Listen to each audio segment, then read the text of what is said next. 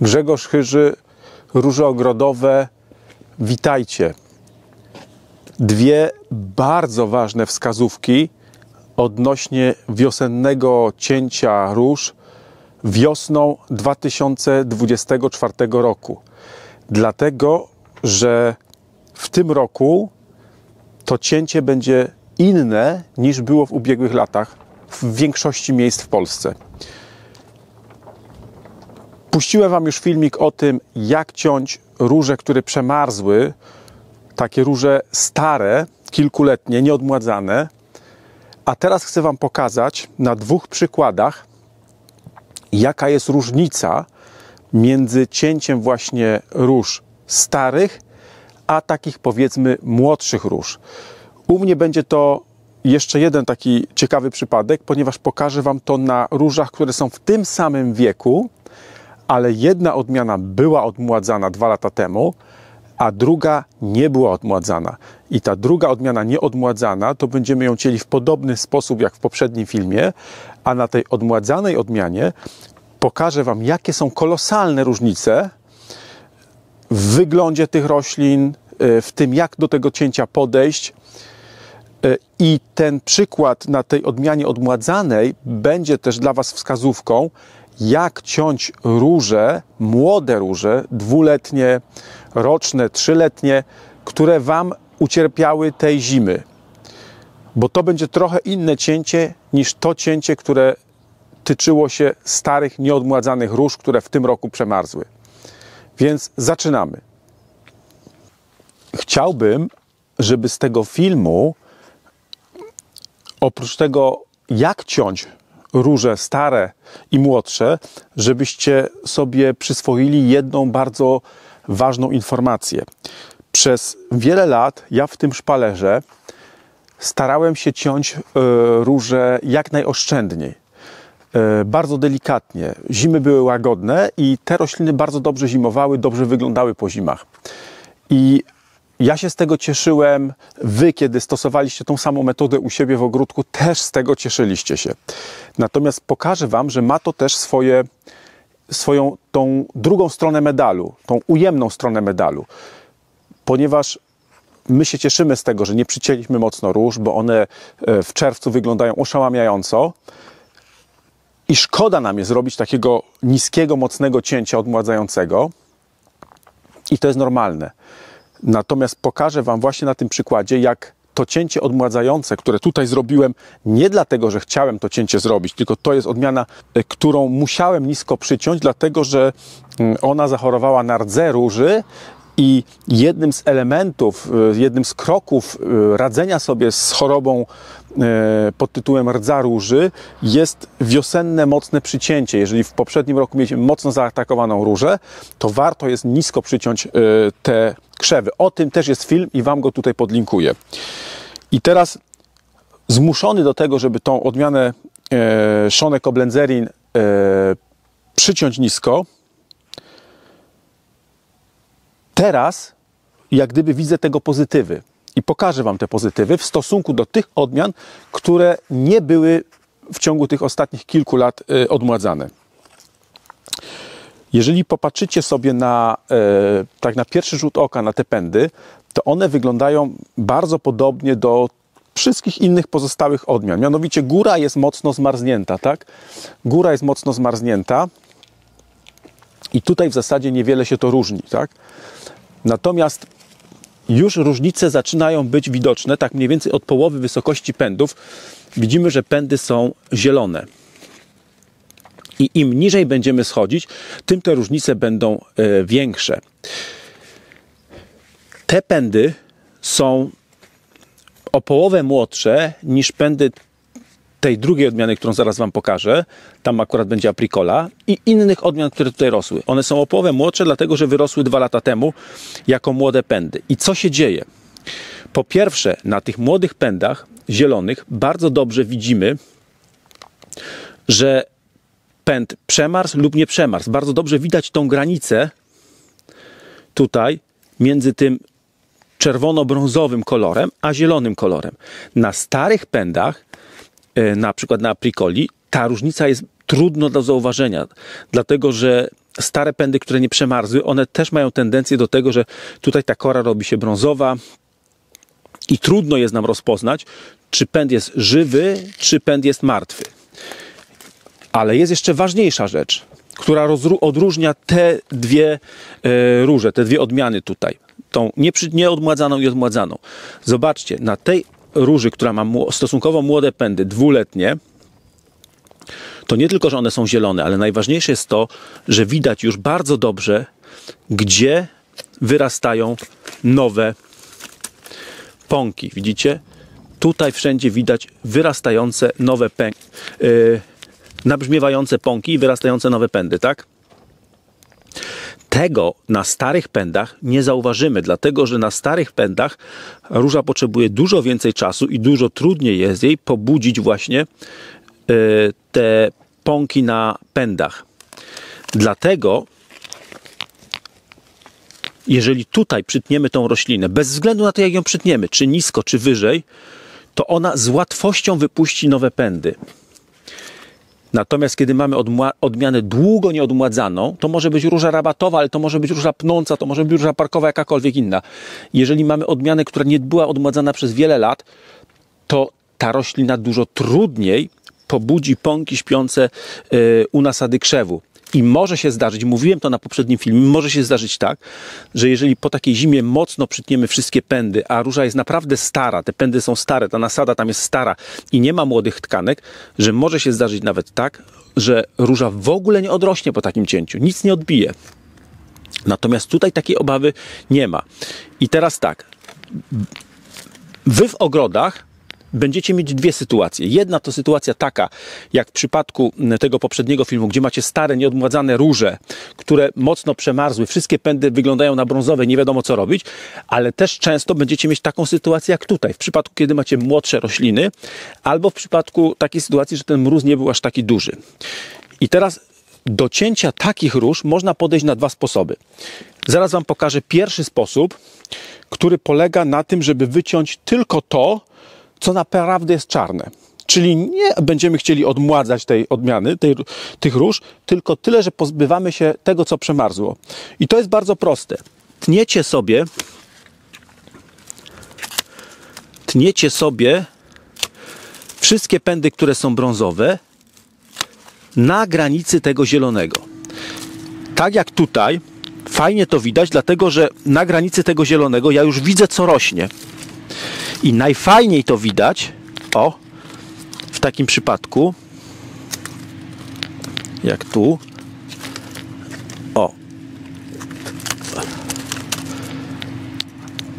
jeżeli mam pąk, który mi zaczyna mocno rosnąć, to wiem, że to jest żywe. Odcinam tylko to, co jest martwe. Podobnie tu. Podobnie tu. I najczęściej w ogrodach w tym roku będziecie mieć dokładnie taką sytuację.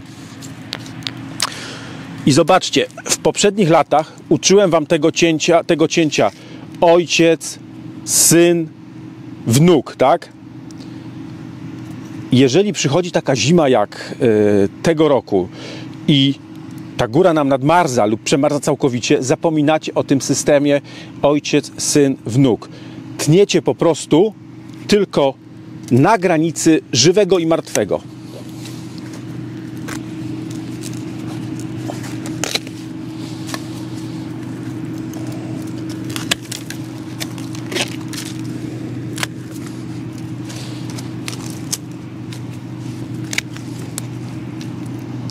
I zobaczcie, ja to też zrobiłem przed rozgarnięciem kopczyka.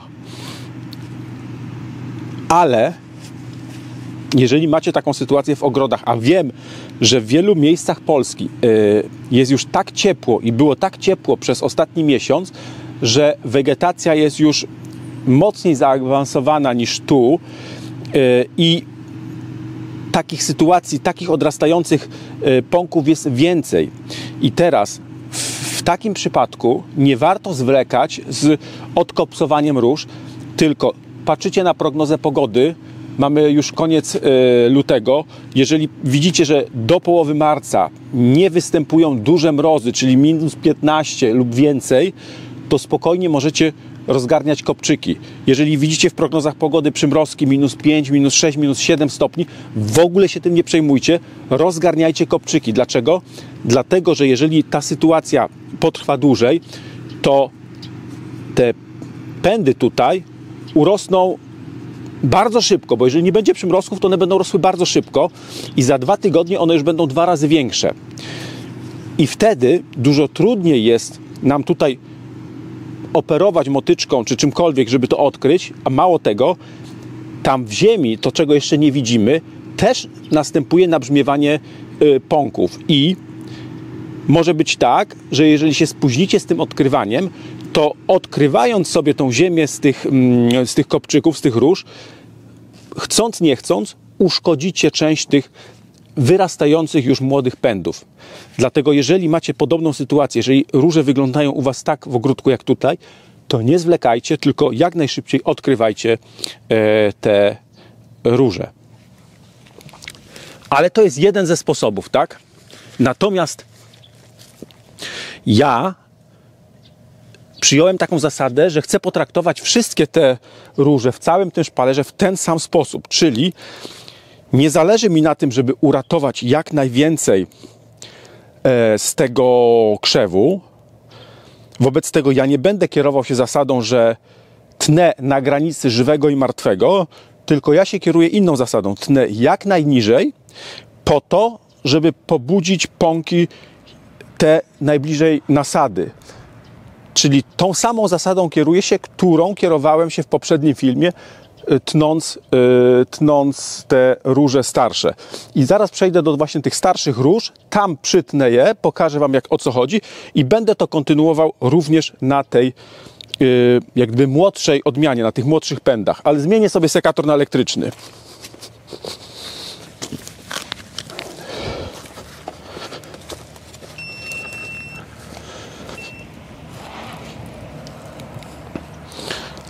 Zobaczcie, tutaj już mam, wczoraj przycinałem te róże i właśnie tak się zawahałem, ponieważ chciałem Wam to pokazać, żeby Wam to uzmysłowić, jaka jest różnica. To już mamy apricola, czyli odmianę, która nie była odmładzana.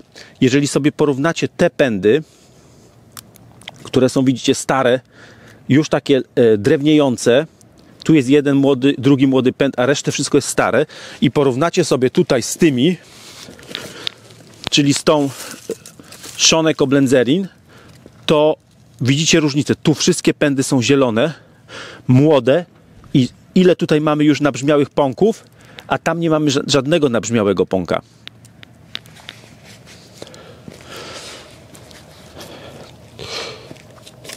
To bardzo dobrze widać w czasie cięcia. Owszem, tutaj też się trafiają zielone pędy, nieprzemarznięte, natomiast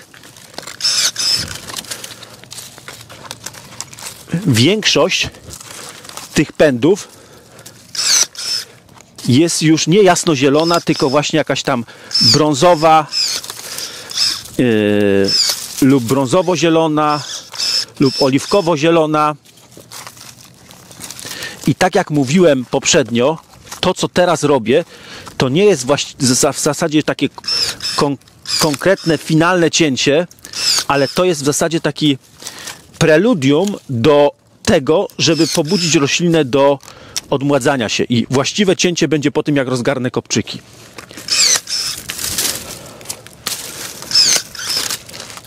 Zobaczcie, to wszystko jest już stare. Tych młodszych pędów jest dużo, dużo mniej.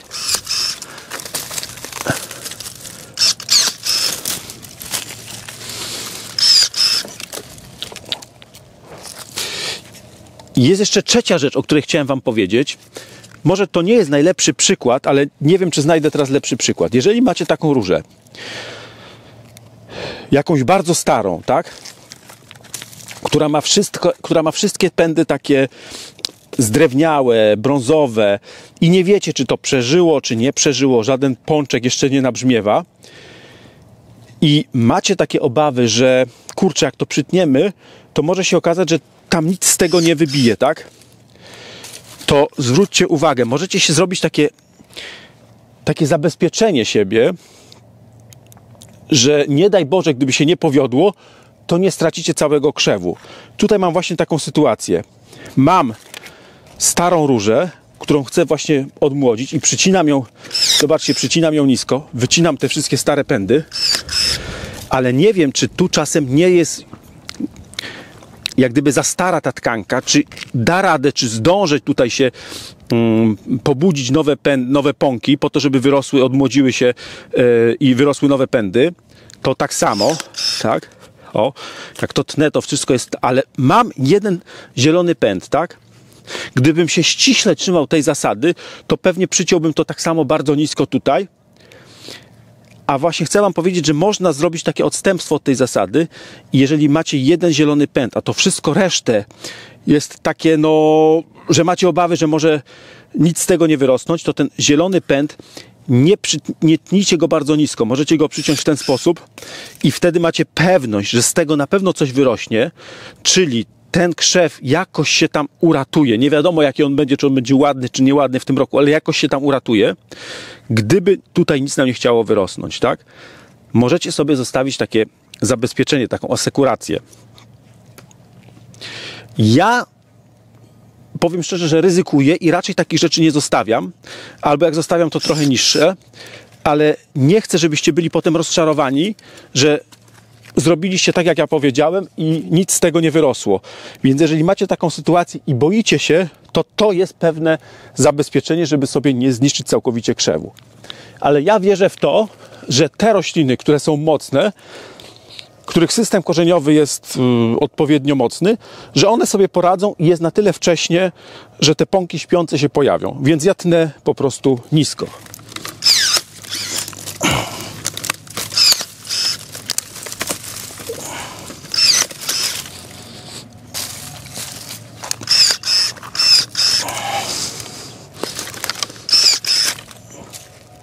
Ja sobie to dokończę w ten sam sposób, ale jeszcze wrócę tutaj do tej młodszej róży, czyli do tej ślicznotki z Koblencji i też pokażę, że tnę dokładnie tak samo, pomimo tego, że mógłbym tutaj uciąć to wyżej. Ale mój cel jest taki, żeby wszystkie je odmłodzić. Nie namawiam was, że wy macie postępować dokładnie tak samo jak ja, w przypadku, kiedy macie młodsze rośliny, bo nie ma takiej potrzeby.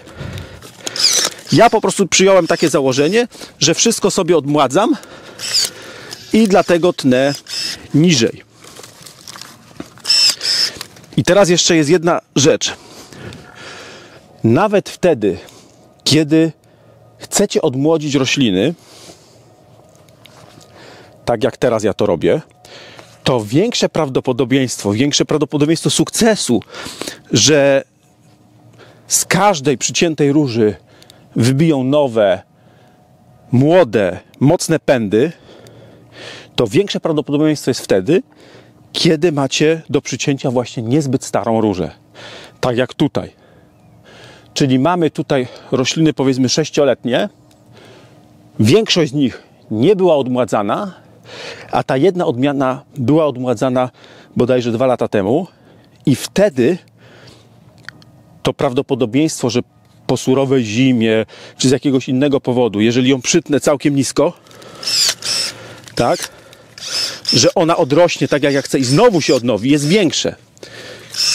I tutaj dochodzimy do zasadniczej sprawy, dlaczego warto regularnie odmładzać róże, nawet wtedy, kiedy zimy są łagodne i moglibyśmy nie przycinać nisko róż, tylko je zostawić, tak jak ja robiłem przez ostatnie 5 czy 6 lat w tym szpalerze, ale złamanie tej zasady i przycięcie raz na 3 lata róży nisko daje wam pewność, że ta roślina zawsze będzie się łatwiej odmładzała.